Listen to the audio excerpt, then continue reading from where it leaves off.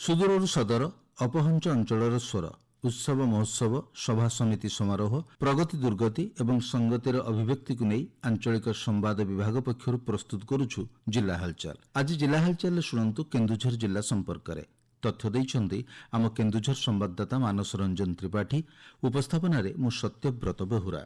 କେନ୍ଦୁଝର ଜିଲ୍ଲାକୁ ଏକ ସମୃଦ୍ଧ ଶିଳ୍ପ ହବ୍ରେ ପରିଣତ କରିବା ଲକ୍ଷ୍ୟରେ ମୁଖ୍ୟମନ୍ତ୍ରୀ ଆଉ ଏକ ବଡ଼ ପଦକ୍ଷେପ ନେଇଛନ୍ତି। ଉତ୍କଳ ଗୌରବ ମଧୁସୂଦନ ଦାସଙ୍କ ଜୟନ୍ତୀ ଅବସରରେ ମୁଖ୍ୟମନ୍ତ୍ରୀ ମୋହନ ଚରଣ ମାଝୀ କେନ୍ଦୁଝର ବଡ଼ବିଲ ଅଞ୍ଚଳର ଉଚ୍ଚବାଲିଠାରେ 1,647 କୋଟି ଟଙ୍କା ବ୍ୟୟରେ ନିର୍ମିତ ହେବାକୁ ଥିବା 420x220 କିଲୋ ଭୋଲ୍ଟ ଗ୍ରିଡ୍ ସବ୍ଷ୍ଟେସନର ଭିତ୍ତିପ୍ରସ୍ତର ସ୍ଥାପନ କରିଛନ୍ତି। ଏହି ଅବସରରେ ମୁଖ୍ୟମନ୍ତ୍ରୀ କେନ୍ଦୁଝରକୁ ପୂର୍ବ ଭାରତର ଦ୍ୱିତୀୟ ଜାମଶେଦପୁର ଭାବେ ଗଢ଼ି ତୋଳିବାକୁ ଘୋଷଣା କରିଛନ୍ତି। ମୁଖ୍ୟମନ୍ତ୍ରୀ ଉଚ୍ଚବାଲି କେନ୍ଦୁଝର ପାଇଁ ସବ୍ଷ୍ଟେସନ ସମେତ 5ଟି ନୂଆ ଟ୍ରାନ୍ସମିଶନ ଲାଇନ୍ର ମଧ୍ୟ ଭିତ୍ତିପ୍ରସ୍ତର ସ୍ଥାପନ କରିଛନ୍ତି। ଏହି ପ୍ରକଳ୍ପ ଦ୍ୱାରା କେନ୍ଦୁଝର ସଦର ତେଲକୋଇ ଝୁମ୍ପୁରା ଯୋଡ଼ା ଏବଂ ବଡ଼ବିଲ ଅଞ୍ଚଳର ପ୍ରାୟ 7.17 ଲକ୍ଷ ଉପଭୋକ୍ତା ଉପକୃତ ହେବେ। ବିକଶିତ ସମାଜର ପରିଚୟ ହେଉଛି ଗୁଣାତ୍ମକ ଓ ନିରବଚ୍ଛିନ୍ନ ବିଦ୍ୟୁତ୍ ସେବା।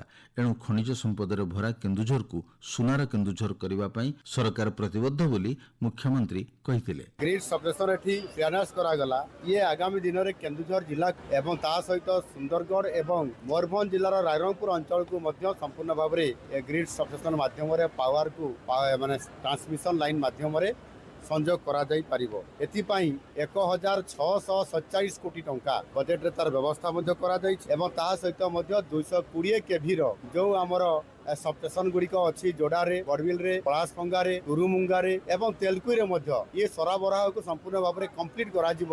ଆଉ ଏଥିରେ ଗୁଣାତ୍ମକ ମାନର ବିଦ୍ୟୁତ୍ ସେବା ସହିତ ଏଥିରେ ଲୋକଙ୍କୁ ପାୱାର ଯୋଗାଇ ଦେବା ସହିତ ଆଗାମୀ ଦିନରେ ହେବାକୁ ଥିବା ଯେଉଁ ବିଭିନ୍ନ ଶିଳ୍ପ ଏଠି integrated steel mega steel plant ଏବଂ ତା ସହିତ ମଧ୍ୟ ଅନେକ କାରଣ ଯେଉଁ ଶିଳ୍ପ ପ୍ରତିଷ୍ଠା ହେବା ପାଇଁ ଯାଉଛି ତାକୁ ସମ୍ପୂର୍ଣ୍ଣ ଭାବରେ ଇଏ ପାୱାର ଆଗାମୀ 20ରୁ 30 ବର୍ଷ ପର୍ଯ୍ୟନ୍ତ ସମ୍ପୂର୍ଣ୍ଣ ଭାବରେ ଏ ଅଞ୍ଚଳକୁ ଯୋଗାଇ ଦେବ।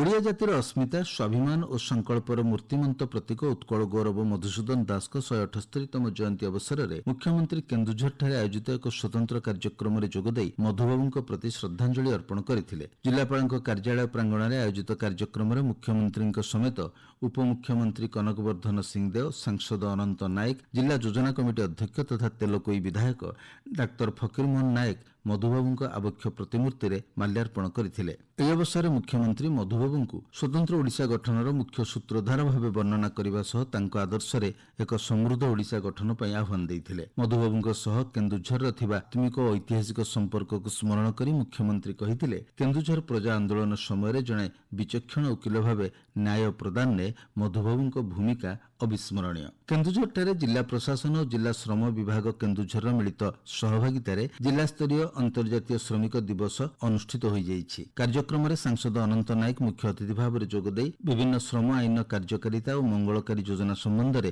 ଶ୍ରମିକମାନଙ୍କୁ ଅବଗତ କରାଇଥିଲେ। ଆନ୍ତର୍ଜାତିକ ଶ୍ରମିକ ଦିବସରେ ମୋଟ 711 ଜଣ ଯୋଗ୍ୟ ନିର୍ମାଣ ଶ୍ରମିକ ହିତାଧିକାରୀଙ୍କୁ ବିଭିନ୍ନ ସହାୟତା ରାଶି ବାବଦକୁ 4,35,99,200 ଟଙ୍କା ଏବଂ 10 ଜଣ ଅଣସଂଗଠିତ ଶ୍ରମିକଙ୍କ ମନୋନୀତ ବ୍ୟକ୍ତିଙ୍କୁ ମୃତ୍ୟୁକାଳୀନ ସହାୟତା ରାଶି ବାବଦକୁ 19 ଲକ୍ଷ ଓ ନୂତନ ଭାବରେ ପଞ୍ଜୀକୃତ ହୋଇଥିବା 200 ଜଣ ନିର୍ମାଣ ଶ୍ରମିକ ଓ 50 ଜଣ ଅଣସଂଗଠିତ ଶ୍ରମିକଙ୍କୁ ପରିଚୟପତ୍ର ବିତରଣ କରାଯାଇଥିଲା। ଜିଲ୍ଲାର ଧରଣୀଧର କ୍ରୀଡ଼ା କମ୍ପ୍ଲେକ୍ସ ପରିସରରେ ଥିବା ତୀରନ୍ଦାଜ ସ୍କୋୟାରରେ କ୍ରୀଡ଼ା ଏବଂ ଯୁବସେବା ବିଭାଗ ଦ୍ୱାରା ଏକ 2 ଦିନିଆ ରାଜ୍ୟସ୍ତରୀୟ ପ୍ରତିଭା ଅନ୍ୱେଷଣ କାର୍ଯ୍ୟକ୍ରମ ସଫଳତାର ସହ ଆୟୋଜିତ ହୋଇଯାଇଛି। କ୍ରୀଡ଼ା ଛାତ୍ରାବାସରେ ପ୍ରବେଶ ପାଇଁ ପ୍ରତିଶ୍ରୁତିବଦ୍ଧ ଯୁବ କ୍ରୀଡ଼ା ପ୍ରତିଭାଙ୍କୁ ଚିହ୍ନଟ କରିବା ଲାଗି ଏହି ପଦକ୍ଷେପର ଲକ୍ଷ୍ୟ ଥିଲା। ରାଜ୍ୟର ବିଭିନ୍ନ ଜିଲ୍ଲାରୁ ପ୍ରତିନିଧିତ୍ୱ କରି ଏହି କାର୍ଯ୍ୟକ୍ରମରେ 8ରୁ 14 ବର୍ଷ ବୟସର ମୋଟ 74 ଜଣ ଛାତ୍ରଛାତ୍ରୀ ଅଂଶଗ୍ରହଣ କରିଥିଲେ। 2 ଦିନିଆ କାର୍ଯ୍ୟକ୍ରମରେ ଅଂଶଗ୍ରହଣକାରୀମାନେ ବିଭିନ୍ନ କ୍ରୀଡ଼ା କ୍ଷେତ୍ରରେ ସେମାନଙ୍କର ଶାରୀରିକ ସୁସ୍ଥତା ଦକ୍ଷତା ଏବଂ ସମ୍ଭାବନାର ମୂଲ୍ୟାଙ୍କନ ପାଇଁ ପରିକଳ୍ପିତ ମୂଲ୍ୟାଙ୍କନ ଏବଂ ପରୀକ୍ଷଣର ଏକ ଶୃଙ୍ଖଳାରେ ଭାଗ ନେଇଥିଲେ। ଜିଲ୍ଲା ହାଲଚାଲ ଆଜି ପାଇଁ ଏତିକି। ଆସନ୍ତାକାଲି ଜିଲ୍ଲା ହାଲଚାଲରେ ଶୁଣିବେ ଖୋର୍ଦ୍ଧା ଜିଲ୍ଲା ସମ୍ପର୍କରେ।